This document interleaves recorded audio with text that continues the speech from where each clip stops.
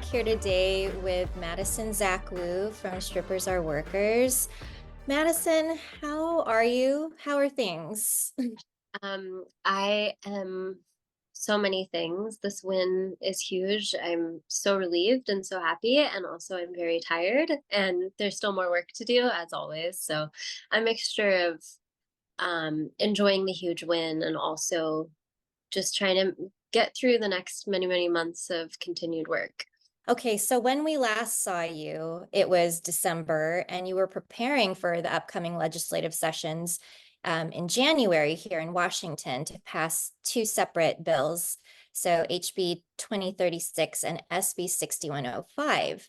So, do you recall what you and your group, Strippers Are Workers, feelings were going into that session this past January? What was the mood, and how were people feeling?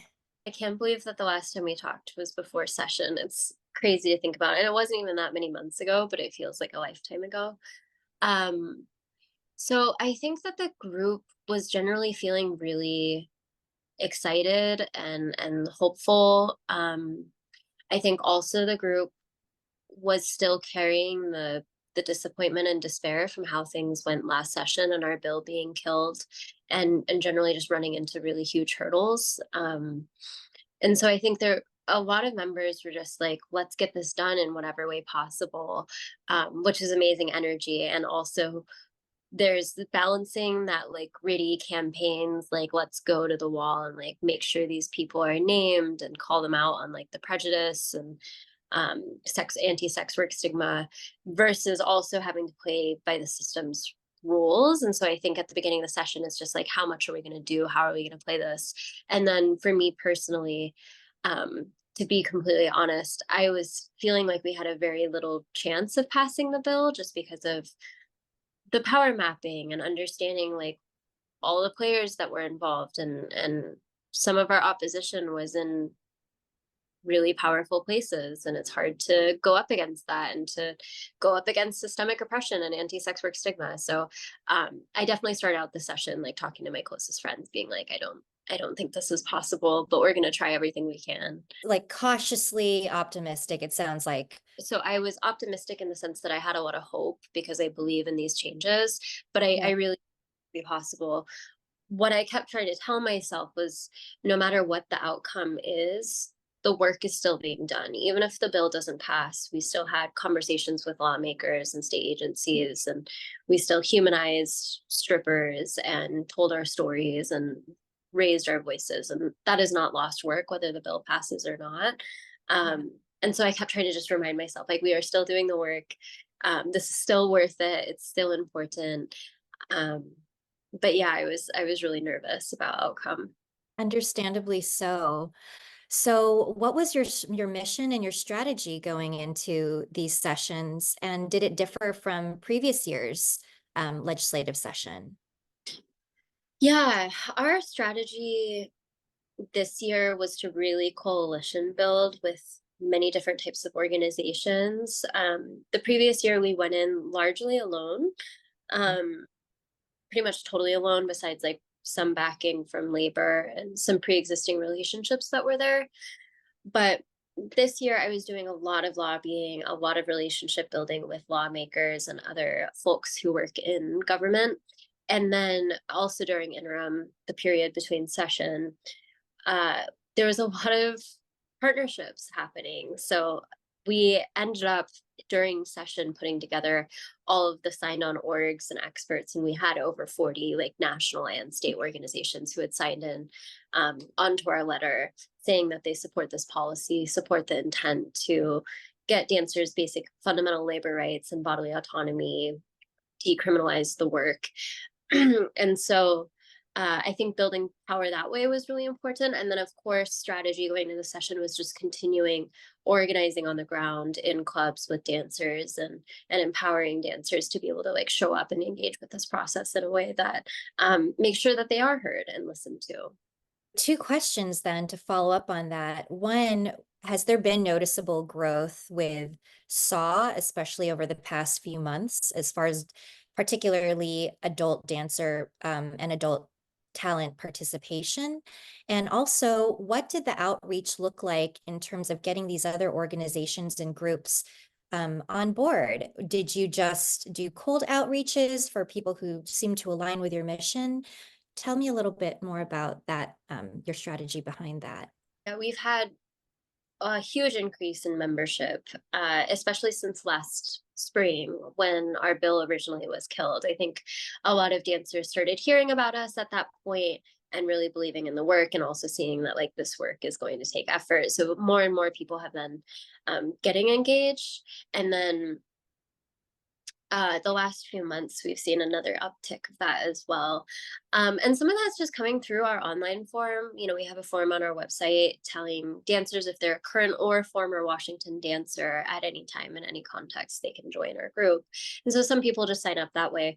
But we also do strip club visits, and we'll take like lots of ones, and sometimes our business cards, and sometimes like other small merch, and we'll go in a group of us dancers, and then we'll just like tip and talk to the girls and make connections that way. And then of course we also really encourage dancers who are already a part of the group to be bringing in other dancers and to be having those conversations. And we've done some training around organizing where, for example, if you are talking to your coworker and they're talking about something, some difficulty that they're experiencing, maybe like management has been really riding them hard for tips or something like that, or they had a really bad run in with customers and they weren't supported, you know, we've trained our dancers to navigate those conversations and to really tell people like validate, yes, this is wrong, and that shouldn't have happened to you. And also like it takes all of us to change this and get to solutions. So we've been upping our organizing more, and it's been wonderful. I love, we have new faces in every single meeting, and it's so cool. With coalition building, that process was some like cold emailing and calling of some orgs where I was like, hey, maybe they've supported groups like ours, or they do have a lot of alignment with our issues. But of course, those kind of general emails don't get very far. And so I think most of the process was starting out with the connections that we already had, and then trying to network through them, getting meetings, getting calls, getting email introductions. And so that helped spread it. And then usually my ask when we would make a good connection is like, okay, are you able to connect me to other folks? Or do you have anyone that you think would be helpful in this, or might have strategy input or analysis, whatever it might be, that they might be able to contribute? And so it just kind of kept growing in that way. And then sometimes when things were kind of getting down to the wire, for example, we created a new organizational and expert sign-on letter. There was an ask out to all of the orgs who had already signed on and been like, hey, this is really crucial because of the hurdles that we're facing. Can you sign this new rendition that's very similar to the last one? And also, like, can you send it along to any other organizations that you think might be a good fit? So I think there's multiple steps there. I did see Cupcake Girls too was a big supporter of strippers are workers. So how did you make that connection, if you don't mind me asking? Yeah, of course. It was another crazy like web of networking. One of our amazing dancer leaders, Lexi, she's been in this work and organizing for a long time. She had a friend who worked at Freedom Network USA, got us a meeting with Freedom Network, and then Freedom Network recommended Cupcake Girls, made that connection. So, you know, it's this long winding path. And I would say pretty much every relationship that we have now happened in that way. So can you speak a little bit more about the raids that were executed by JET, or the Joint Enforcement Team, in late January here in Seattle, and how they related to SAW? Yeah, so the Joint Enforcement Team and SPD ended up raiding a select few queer venues, like queer nightclubs. These are primarily gay male establishments, and most of us, especially in Seattle, have been to these gay clubs, and like it's really normal to have your shirt off or have bartenders like wearing like hot little mesh pieces that are like see-through. And Jet and SPD came in and started issuing citations for these nudity violations because in Washington state, there's a lewd conduct whack, and it was created by the Liquor and Cannabis Board. And it basically says if there is a venue establishment that is licensed to serve alcohol, in that venue, there cannot be lewd conduct. And they define lewd conduct as nudity, sexual expression, like erotic dance, porn, all these things. And then some reasonable things, for example, like bestiality, right? But we don't need special laws to tell us that in Safeway there can't be bestiality. Like that's just illegal. And so they use that lewd conduct whack to police these alcohol serving establishments. And it was really, really concerning that they were going into these queer establishments that have created these safe spaces for sexual expression, and people are doing consensual things like wearing or not wearing certain attire and certain activities. And even, for example, drag and go-go dancing falls into violations of this lewd conduct.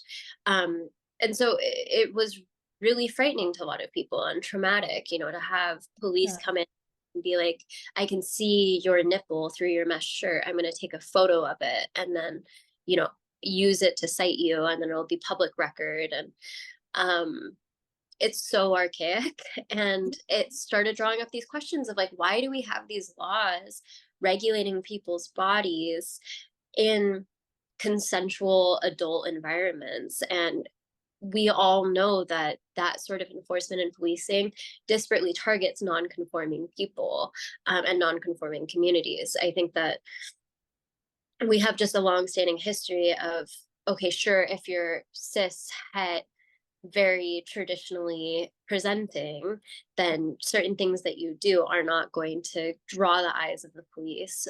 But the moment that you're non-conforming, you're gay, uh, queer, drag performers, police start turning their eyes and then feel emboldened to cite you. And so there was a lot of outrage about like, why is the Liquor and Cannabis Board having a say in what people are doing in their sexual expression and what they're doing with their bodies? It doesn't really make sense. Their role should be purely regulating like the service of alcohol and not people's behavior. And so this issue was very quickly connected to strippers or workers, our policy, but also our continued oppression and marginalization for a couple different reasons. Um, Firstly, most sex workers, most strippers, like a large majority, are queer identifying and gender nonconforming. And so when we talk about the targeting of queer spaces, we're talking about so many strippers and sex workers who are being targeted in those spaces too. But beyond that, one of the primary reasons that strip clubs in Washington haven't had alcohol is because of this lewd conduct whack, because it says you can't have lewd conduct, sexual expression, nudity, dancing in an alcohol serving venue. And so it's like a very large law that has prevented it. And then to take it even further, we have so many of these criminalizing laws specific for strip clubs that say, dancers have to be on a stage that's X amount of inches raised off the floor, 6 feet away from customers. It makes it illegal for you to be tipped while you're dancing on stage. And if you're nude off of stage at any point, that's a crime. And if you give like a standard lap dance, that also is a crime. We have all these laws. And so the criminalization and working every single night, knowing that pretty much as soon as you start working, you've broken some sort of law and it's a sexual crime, is so difficult and so scary to constantly be under the threat of violent policing like that, especially as sex workers who know that police have historically not been very safe for us. And so all of this wrapped together just shows that this policing of those queer nightclubs that night is an extension of the same issue, and also really intersected with the things that we are already trying to legislate against. Yeah, and it's very clear, based on the impacts that those laws have had, that the people who are directly impacted were never involved or even consulted during that process. So what was the outcome then of your bill, and what does it mean for the adult entertainer community in Washington? So of course, when those raids happened, we started a lot more closely working with the broader queer community and trying to find solutions on how we can write language in our bill to capture all of the industries, because so many venues are struggling with some form of policing.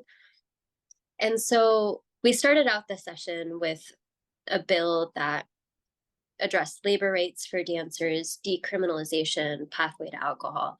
And after those raids, we amended the bill to be really, really strong in saying this lewd conduct WAC should not exist anymore, and it shouldn't be policing and regulating anyone's bodies. I went into the session assuming we were going to lose a lot of the language. That's just how legislative policy goes. It gets hacked up, it gets amended. You have to trade horses basically and make compromises in order for the bill to pass. And so I had told dancers, like, my understanding is we are probably going to fully lose the decriminalization of dancer conduct. The alcohol piece is going to be a huge fight.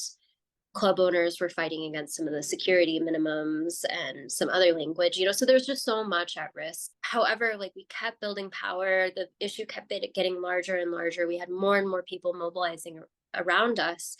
And by the end, we didn't have super explicit alcohol language, but we have enough to put alcohol in strip clubs. It's just not specific to strip clubs. It just kind of said, like, yeah, this is a thing that could happen. It's kind of silly in my opinion, but we got that. We got partial decriminalization of dancer conduct within the King County area. So it encompasses 10 out of 11 of the currently existing clubs.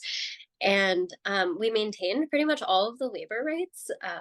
Somehow they weren't amended in a way that is troubling. And so the bill ended up passing pretty much almost completely whole, and certainly in a way that we're all really excited about and kind of surprised by. And not to say that it wasn't a hard road, and there was a lot of fighting in the meantime of just being like, hey, we really need to push back against this amendment, or we need a new amendment in this way. But yeah, we ended the bill passage in an extremely good standing. So what have you learned from this process then, including the outcome of last legislative session with 5614? So much. I don't honestly know where to start. I think the biggest thing is that I've learned that this sort of community organizing can work, even against all odds, even against pervasive historical anti-sex work stigma and prejudice, even against the fact that most dancers in Washington now are in survival mode because of how hard things have been, and they still have the strength to show up and organize. And even against lawmakers, some folks in really, really powerful positions who had communicated a lot of interest in killing the bill and not letting it move, even against all of those things, like, we were still able to do it. And I think even knowing that the socio-political climate is changing enough that we do have that sort of power, and that we can use all of these teachings and tools that have been passed down to us by so many previous organizers, and that they work, like, that is an amazing lesson. But I also learned, and I wasn't expecting this, that there are so many people doing this work. It may not be on sex work issues, but it could be in, like, gender-based violence work, or harm reduction, labor, healthcare access, all these things. There's so many folks in these organizations who, like, deeply truly care and get it, and they don't need education. And I've met them, and they're immediately like, yes, this is amazing, I want to support. And they were all willing to show up in, like, really meaningful ways, and I was not expecting that. I didn't know that was going to happen, and it is 100% a huge part of why this bill passed, was because there was just such this massive community effort of people getting involved and being like, how can I help, and how can I, like, contribute my skills and my knowledge in order to, lobby this person, or do analysis on this, or make this connection. And that ended up creating so much power, and I really wasn't expecting it, because I'm so used to, like, this issue and being a dancer being so alienated and isolated. And yeah, I also learned that messaging is really, really important. The relationships that you build with folks who do have power, and the more education and messaging and framing that you give them to explain, like, the reality of this situation allows them to go and advocate for you to other people. And that was another piece that really brought it all together, especially in the last couple of days when legislators are caucusing and, having discourse around the policy and the issue. We had so many amazing legislators who like knew the stuff and were able to like talk to their colleagues about the reality of this policy and talk to them about their concerns. And so just that broad community effort is really what brought it together. And then finally, of course, I knew this already, but I think my deepening of my understanding has just increased. Of just like dancers are so amazing, and the sex work community is so amazing and powerful, and so many people have just deep knowledge and truth and compassion for this work, and I'm just even more touched by their humanity and their strength and their courage. So yeah, I learned so much, but I think those are the few pieces that seem really important. What is next for you and SAW then, moving forward? Here we are in March of 2024. What's next for you all? And for you in particular? So for SAW, the really short term is we need the governor to sign the bill into law without like removing any parts of the bill. Preemption, which is just like banning local governments and agencies from doing things, is really, really scary for the state. And so I'm assuming we might have to do some education to the governor's office around why preemption is really necessary in these contexts. So that's kind of our last fight in this process, but I feel really confident we will get through. And then there's rulemaking with labor and industries, and then the Liquor and Cannabis Board will have to be showing up to rulemaking as stakeholders, dancers, saying, this is how we want to inform this process. This is how we think enforcement and compliance should look. And so we'll be doing that. We expect alcohol in strip clubs in about a year, which I think is like a pretty reasonable turnaround time for all of the government slowness and then strip clubs hiring contractors and getting bars and all those things. And then internally for SAW, we're going to be really focusing on development of like, how do we make sure that SAW is a long-term sustainable organization? Because this work always has to be done. Things are always changing. We have to stay vigilant. We have to like respond to things, or maybe enforcement and compliance isn't going the way that we expected, and maybe we need to make adjustments there. And so really figuring out how to make SAW a long-term viable organization and continue our organizing. And then we also really want to see us doing trainings and education on things like anti-trafficking from decriminalization and sex work perspective, and also labor rights for strippers. It's not very commonly touched on educational topic, and so we'd like to see more of that, and health and safety in clubs. So that we have a couple different goals there. And then I think we also want to go into the Seattle, like local Seattle policy, and aim for full decriminalization of stripping, which is like really essential, especially when we think about like the broad plan of trying to get sex workers more rights. Stripping is this really accessible.